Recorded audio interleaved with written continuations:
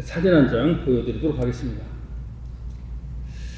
한국에를 갔었습니다. 한국에를 갔었는데 오른쪽 사진에 보면 잘 안 보이시죠? 오픈아웃 쭉 나오고 시니어 어른, 그 다음에 60세 이상 어르신 출입 제한 이렇게 써 있더라고요. 많지는 않더라고요.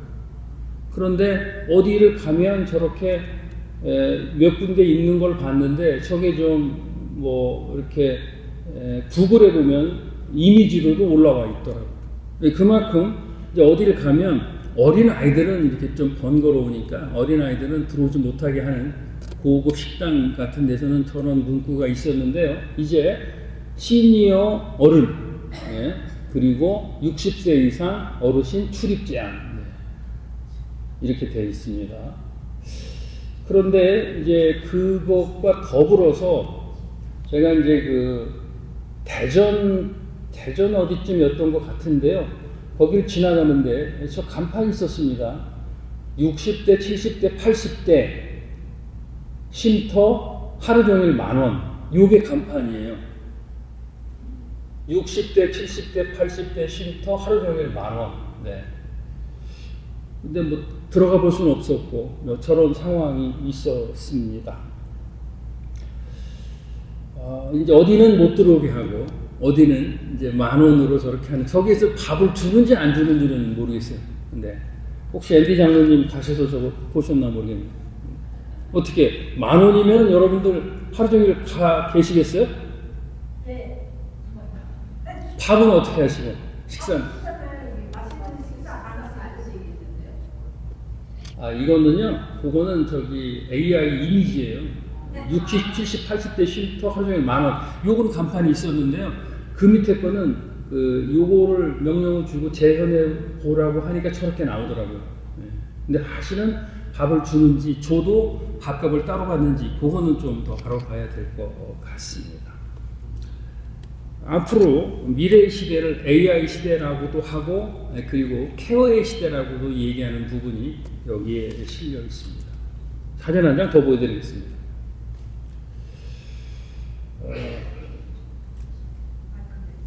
혹시 누군지 아시는 분 있으세요? 누가 마이클 잭슨이에요? 꼬맹이? 네. 그러면은 이렇게 가운데 딱 자세 잡고 서 있는 분은 누구셔요? 네, 아버지입니다. 아버지이고, 그 아버지가 1928년생이시고, 조셉 잭슨이라고 하시는 분입니다. 자식을 9명을 낳습니다. 그리고, 그가 나이 30이 되는 1958년에 7번째 아들 마이클 잭슨을 낳습니다. 네. 그러면서 이제 아버지의 음악적 재능과 운영적 재능을 합쳐서 이제 그 잭슨 5라고 하는 그런 음악 그룹을 만들어서 엄청난 공전의 히트를 했습니다. 아버지가 엄격했습니다. 자식들을 훈육해서 자식들이 꼼짝을 못했습니다. 그러던 중에 마이클 잭슨이 이제 21살이 되면서 자기가 이제 솔로로 독립을 하는 그런 과정에서 제일 먼저 한 게 뭐냐면 아버지인 조셉 잭슨을 어떻게 했다? 파이어를 해버렸어요. 그렇게 키워가지고 이렇게 솔로로 할 수 있도록 해놨는데 그 아버지를 마이클 잭슨이 제일 먼저 해고를 딱. 아버지가 어땠을까요? 마음 분했습니다. 슬펐겠죠? 그리고 2, 3년을 또 나머지 4명을 가지고 잭슨 5를 건설을 했었는데 또 그것을 보고 나머지 또 그 그룹 멤버들이 이번에는 또 4명이 아버지를 또 해고를 해버렸어요. 그런 일이 있었습니다. 마이클 잭슨이 51살이 되던 2009년에 이제 세상을 먼저 떠났고, 마이클 잭슨이 떠나고 난 다음에 10년을 더 살다가 이렇게 조셉 잭슨 아버지는 2018년도 89세 일기로 이 세상을 떠났습니다. 오늘 이제 세상에서는 파더스 데이, 아버지 날이라고 하고, 그리고 저희들은 이제 그 사무엘상 29장 전체 말씀을 가지고 다윗의 위험한 망명생활이라는 제목으로 은혜를 나누고자 합니다. 여기에서 이제 우리에게 있어서 망명이라고 하는 단어를 가로를 치고 그리고 집어넣을 수 있는 말이 이민입니다. 그러니까 다윗의 위험한 이민 생활이라고 이 얘기를 해도 타당한 그 본문 제목이 될 수가 있는 것입니다. 그러면 한번 용어에 대한 정리를 한번 해보도록 하겠습니다. 이민이라는 건 뭡니까? 여러분들은 다 이민자신데 이민의 정의를 어떻게 내리시고 있습니까? 어떤 사회학자들은 이민자를 이렇게 정의합니다. 그 나라에 있어도 그만이고 없어도 그만인 사람들의 집단이다 라고 사회학자는 정의를 합니다. 여러분들 그 말에 동의하십니까? 네. 그런데 조금 더 이렇게 이민이라는 말을 정리를 해보면 더 나은 삶을 살기 위해서 옮겨가는 것, 이것을 이민이라고 합니다. 여러분들은 어떤 경로든지 간에 한국에서로부터 다른 지역으로서부터 좀 더 나은 삶을 살기 위해서 이민이라는 것을 선택을 하셨습니다. 그러면 망명은 뭡니까? 오늘 사무엘상 29장에도 망명이라는 얘기가 나오는데 망명이라고 하는 것은 뭐냐면 우리가 용어적 캐설로 봐서 살기 위해서 도망치는 것, 이것을 망명이라고 합니다. 여러분들은 이민을 오셨습니까? 망명을 오셨습니까? 아니면 두 개가 합쳐진 교묘한 중간선이 있으십니까? 그러니까 더 나은 삶을 살기 위해서 지금 도망쳐 오신 분도 계셔요. 그리고 부도를 내고 사기를 하고 이상하게 해서 오셨다가 여기서 새로운 삶을 사신 분도 있고, 그래서 미국에서는 이민 사회를 중심으로 보면 신앙생활을 안 했다가 미국에 와서 하시는 분들의 프로테지가 60%를 넘는 그런 현상을 우리가 볼 수가 있습니다. 어쨌든 이런 가운데 이제 다윗의 망명 생활을 살펴보고자 하는 것입니다. 여러분들은 그러면 이런 기준에서 더 나은 삶을 살려고 왔고, 그리고 그 이면에는 이제 어쩔 수 없이 그리고 살기 위해서 도망친 그런 부분도 빼놓을 수가 없는 부분이 되는 것입니다. 다윗은 어떤 측면에서 하나님을 섬기고 하나님을 마음 중심에 두고 있는 원칙주의자였습니다. 그런 소신이 있었고 하나님을 섬기는 정체성이 있었습니다.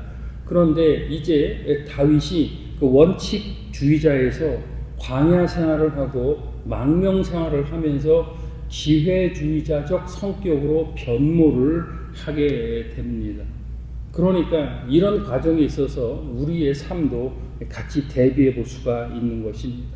이제 그 장인의 핍박을 피해서 다윗이 광야 생활을 한 지가 8년째가 접어듭니다. 많은 프레셔도 있고 시설도 있고 정확하게는 알 수 없지만 수천 명이 그를 따르는 무리가 되었습니다. 밤에만 이동해야 되고 낮에는 더워서 노출될까봐 움직일 수가 없었습니다. 그럴 때 이제 다윗의 8년 광야 생활을 할 때 돌이켜 보면 다윗은 누구를 의지했냐면 하나님만 의지했습니다. 두렵고 힘든 가운데서 하나님을 찾았습니다. 그런 가운데 그에게 있던 책임감의 모든 것이 압박이 광야 생활에서는 하나님께 올려지는 그런 신실한 삶을 살았던 것입니다. 우리의 이민 생활도 그렇습니다. 처음에 이민 와서 원칙도 지키고 뭔가를 잘 해보려고 했던 기간이 약 8년에서 10년이 아니었나라고 추산해 볼 수가 있습니다. 그러다가 그 기간이 지나고 나면 이제 망명을 하듯이 이제 새로운 기회를 잡게 되는 것입니다. 다윗이 이제 8년 동안 이렇게 광야 생활을 하면서 도저히 이제 더 이상 사울에게 쫓기고 이러다 보니까 어쩔 수 없이 선택을 해서 그 국경 지대인 시글락이라고 하는 블레셋의 국경 인근에 터를 잡습니다. 그리고 이제 오늘 본문에 나오는 그 아기스 왕에게 투항을 내서 망명을 하겠다라고 그렇게 얘기를 합니다. 아기스 왕은 그 망명을 기쁘게 받아줬습니다. 왜 받아줬습니까? 이스라엘의 거장 제2인자가 자기 밑으로 들어온다고 했을 때 그것을 거절할 수가 없었습니다. 그리고 다윗은 이 많은 식솔들을 도저히 먹여 살릴 수 없었기 때문에 이제는 그 블레셋에 들어가서 살기 위해서 망명을 하게 된 것입니다. 그 망명 기간이 약 1년 4개월이 되는 겁니다. 광야 생활에서의 8년, 그리고 망명 생활 1년 4개월이 되는데, 이 광야 생활을 할 때는 이제 다윗이 시편도 많이 쓰고 그렇게 하고 하나님께 전적으로 의지하는 생활을 살았습니다. 그래서 인생에 있어서 광야 생활에 필요한 것은 뭐냐? 이민 생활에 필요한 것은 뭐냐? 바로 하나님께 의지하고 하나님을 찾는 데 있는 것입니다. 그런데 이제 망명 생활을 시작한 1년 4개월 동안 이제 그 다윗은 시편을 작시한 것이 하나도 없습니다. 이것을 우리는 뭐라 그러냐면 이 시대를 다윗의 영적 암흑 시대라고 그렇게 얘기를 하게 되는 겁니다. 그러면 이 다윗이 꼭 시편을 작성을 안 했다고 해서 영적 암흑 시기가 아니라 이렇게 망명을 했던 16개월 동안의 시간에 그가 한 행동이 있습니다. 무엇을 했냐면 첫 번째, 진실했던 다윗이 거짓말을 하기 시작합니다. 시글락에 살면서 이제 그 블레셋 왕이 먹을 것을 공급해 주지 않자 그 이스라엘 사람이 아닌 다른 이민족들을 약탈하고 공격해서 식량하고 먹을 것을 뺏어옵니다. 그러니까 이제 또 그 블레셋의 궁정에서는 왜 그렇게 자꾸 다른 사람들을 괴롭히냐라고 전령이 와서 얘기를 할 때 이제 다윗이 뭐라 그러냐면 이스라엘 마을을 공격해서 뺏은 것인데 무슨 문제가 되느냐라고 그렇게 거짓말을 이제 하는 겁니다. 그것이 바로 거짓말이 시작해서 사실이 있는데 아닌 것으로 얘기하는 것이 바로 영적 암흑기에 들어가는 첫 번째 사건이 됩니다. 그리고 두 번째로 인자했던 그런 이제 다윗이 여러 가지 포로를 대할 때 이제 포로를 예전에는 외지간하면 죽이지 않았는데 지금은 걸리는 족족 포로를 다 죽여버렸습니다. 난폭해지고 잔인해진 것입니다. 그리고 세 번째로 다윗이 물질에 대한 욕심이 없었습니다. 그런데 이제 마을을 공격해서 약탈을 하면 먹을 것만 뺏어왔는데 싹 다 뺏어오고 그리고 다음 날을 위해서 저축을 하는 그런 물질주의자로 다윗이 변하게 된 겁니다. 이것으로 봤을 때 이제 결국에는 아무리 힘들고 어려운 상황이지만 다윗이 8년 동안 광야에 있을 때는 하나님을 찬송하고 하나님께 전적으로 맡겼는데 이제 살고자 했던 마음의 욕망이 너무 강해서 어떻게 했냐 망명까지 했는데 망명을 한 1년 4개월 16개월 동안의 기간에는 그렇게 엄청난 영적 암흑기를 맞이하게 된 겁니다. 결국에는 뭐다? 먹고 살기 때문에 어쩔 수 없는 일 아니냐 그런 식의 얘기를 할 수 있는 환경의 노예로 전락을 해버리게 되는 것입니다. 사무엘상 28장 1절 말씀 한번 보겠습니다. 읽습니다. 시작. 그때 블레셋 사람들이 이스라엘과 싸우려고 군대를 모집하니라. 아기스가 다윗에게 이르되 너는 발키알라 너와 내 사람들이 나와 함께 나가서 군대에 참가할 것이니라. 망명을 해서 이제 사울로부터의 어떤 도피청을 받았는데 그것을 보고 있던 이제 아기스 왕이 상황이 딱 돼서 이스라엘하고 전쟁을 할 때 다윗 잘 먹고 잘 쉬었으니 너도 이스라엘 전쟁에 같이 참가해라라고 하는 참가 요구를 받게 됩니다.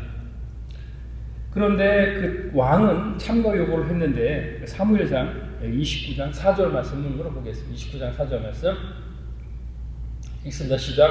블레셋 방백들이 그들에게 노하니라. 블레셋 방백들이 그들에게 이르되 이 사람을 돌려보내어 왕이 그에게 정하신 그 처소로 가게 하소서. 그는 우리와 함께 싸움을 데려가지 못하리니 그가 전쟁에서 우리의 대적이 될 하나이다. 그가 무엇으로 그 주와 다시 화합하리이까? 이 사람들이 어디로 가지 아니하겠나이까? 아기스 왕은 망명한 다윗을 전쟁에 데리고 나가서 뭐 선봉에 세워서 이렇게 총알바지를 하든 어떻게 써먹으려고 했는데 그 블레셋 방백들이나 그 지도자들이 아니 이 사람을 데려갔다가 여기서 다른 일이라도 하고 적진과 내통을 하면 어떻게 하느냐 안 된다 라고 강력하게 지금 반대에 부닥쳐 있는 상황입니다. 그런데 이미 다윗은 영적 암흑기를 거쳐가면서 말씀드린 그런 여러 가지 다윗의 본질적인 모습에서 벗어난 모습으로 살아갔던 것입니다. 29장 7절 말씀 이어서 보겠습니다. 읽습니다. 시작. 그러므로 이제는 평안히 돌아가서 블레셋 사람들의 방백들에게 거슬려 보이게 하지 말라 하니라.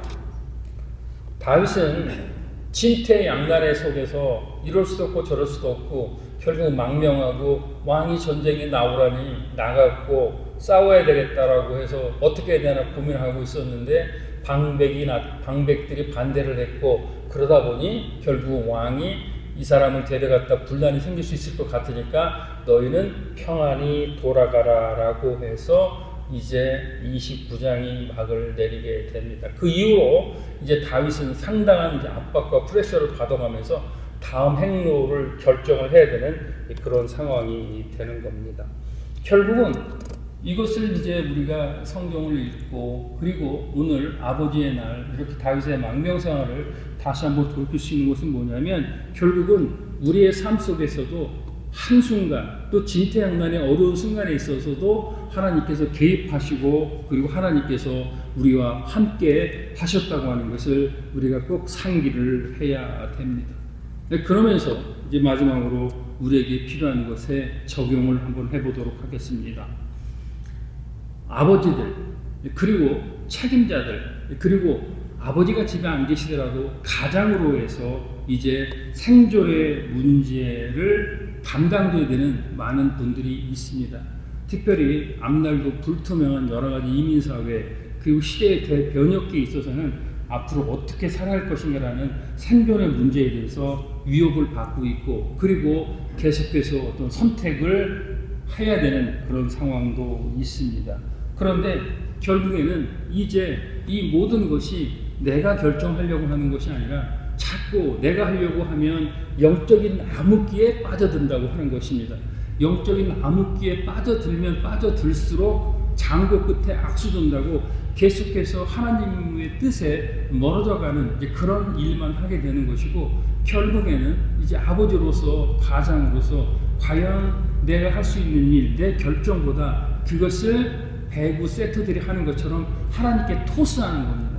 그러면서 이렇게 하나님이 원하시는 방향대로 나는 살고자 해서 이렇게 했지만 결국 죽을 뻔했는데 내부적으로 하나님이 정리해 주셔서 다시 너는 평안히 돌아가서 네 진영으로 가라라고 하는 그런 정의를 받을 수가 있는 것입니다. 그렇다면 결국은 여기 계신 아버지분들, 남성분들, 가장분들, 우리 사랑하는 성도 여러분, 그 여러분들은 믿음의 아버지로 믿음의 성도로 살아가고 계십니까? 그리고 이 세상을 떠나서 여러분들의 묘비에 뭐라고 기록을 하시겠습니까? 그래서 교회에서 주는 직분도 소중하지만 자녀들에게 찾아와서 자녀들이 그 묘비를 봤을 때 그 한마디로 이 아버지가 어떤 분이고 어머니가 어떤 분이다라고 하는 것을 정의할 수 있는 것이 중요한 것이고 아버지의 날 다시 한번 믿음의 아버지로 그리고 믿음의 아들로 믿음의 가장으로 거듭나시기를 바라는 것이고 주님의 이름으로 축원드립니다. 그리고 두 번째 적용했을 때 우리가 각각 원하는 방법이 있습니다. 우리가 원하는 방법이 있고 우리의 생각이 있고 우리의 방향이 있고 우리의 경험이 있습니다. 그런데 하나님께서는 나의 생각, 나의 경험, 나의 기도에 바로바로 응답해 주시지 아니하시고 하나님께서의 방법대로 하나님은 일을 하십니다. 하나님이 거절하시는 것도 하나님께서 우리를 더 나쁜 것으로 인도하지 않게 하시기 위한 하나님의 사랑의 방법입니다. 그 사랑의 방법을 받으려면 가장 필요한 것이 무엇입니까? 내 뜻과 내 생각을 내려놓는 것이고 믿음의 사람으로 하나님에게 맡기는 것입니다. 하나님께 토스하는 것입니다. 저는 못합니다. 하나님께서 이 일을 주관하여 주시옵소서라고 겸손히 고백하는 삶이 되는 것입니다. 우리들의 앞에 있어서 건강의 문제, 재정의 문제, 관계의 문제, 막히는 것, 그것이 나쁜 것이 아닙니다. 막혔다고 하는 것은 바로 뭐다? 막힌 것을 통해서 하나님이 보호하시는 것이고, 하나님이 회개케 하시는 것이고, 하나님이 하나님의 길로 들어올 수 있도록 우리에게 기다려주시고 시간을 주시는 겁니다. 그리고 세상에서 성한 아버지의 날이지만, 아버지가 과연 내가 가장으로서, 남편으로서, 남자로서 어떤 믿음을 가지고 어떻게 살아야 되고, 그리고 그 가운데 그 중심은 바로 하나님 아버지가 되어야 되고, 하나님 아버지가 이끄시는 그런 가정을 만들어야 되겠다라고 다시 한번 결단하는 시간, 그것이 바로 아버지 날에 우리에게 주는 깊은 교훈이라고 생각을 합니다. 영상을 하나 보여드리도록 하겠습니다. 가수 박일준 씨의 영상입니다. 그런 딸을 이제 품 안에서 보내줘야 합니다. 정말 나쁜 아버지였었구나. 아버지 중에서도 정말 나쁜 아버지였었구나. 이런 생각이 들더라고요. 정말 내가 앞으로 정말 너희들한테는 모든 정말 있는 힘을 다해서 지금보다 더 높게 되겠구나 하는 생각이 들더라고요. 마음을 봤어요. 알고 그것까지 알고 못했어요. 수많은 사람들을 그 중에서 인연을 만나 하나에서 둘로 또 다른 삶을 시작하는 첫날,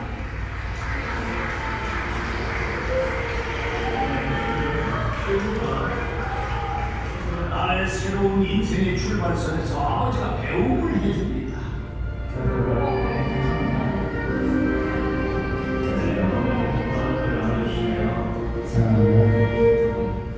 지금껏 딸에게 들려주지 못했던 사랑한다는 한마디로 그렇게 품 안에서 떠나보내는 오늘,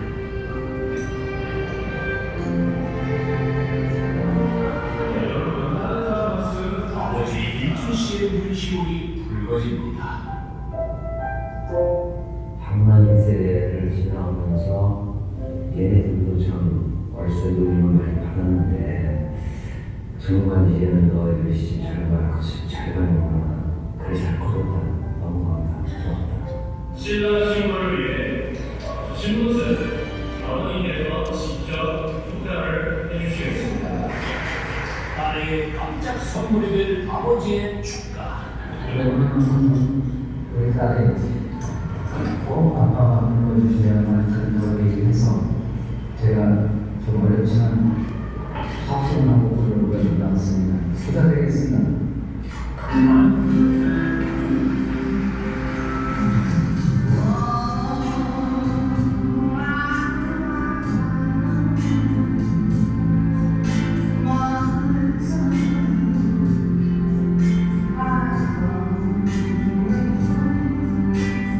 딸 키우면서 부끄러운 일은 없다. 그 말 꼭 해주고 싶어서.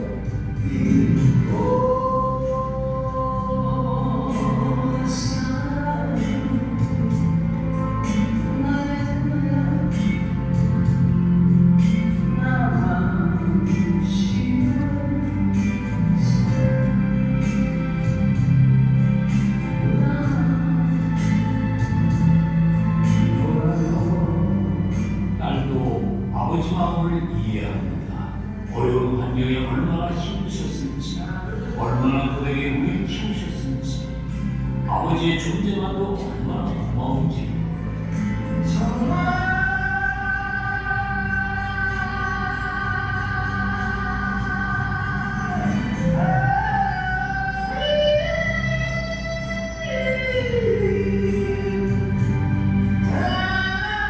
이제는 자식들에게 미안한 말, 아버지도 하고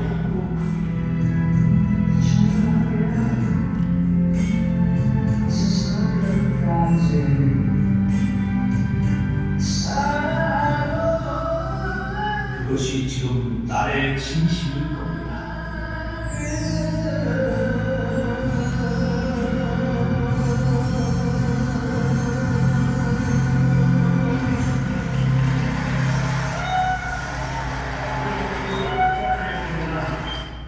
가수 박일준 씨 영상이었습니다. 수요일 날 영상 작업, 그다음에 이 PPT 작업을 우리 그 최수석 장로님이 맡아주셨는데 일도 하시고 짧은 시간이어서 이렇게 또 잘 편집해 주시고 만들어 주셔서 감사합니다. 박일준 씨가 1954년생입니다. 어머니는 한국분, 아버지는 미국 군인이셨고, 그리고 어머니가 이렇게 3살 되던 때에 박일준을 이제 고아원에 보냅니다.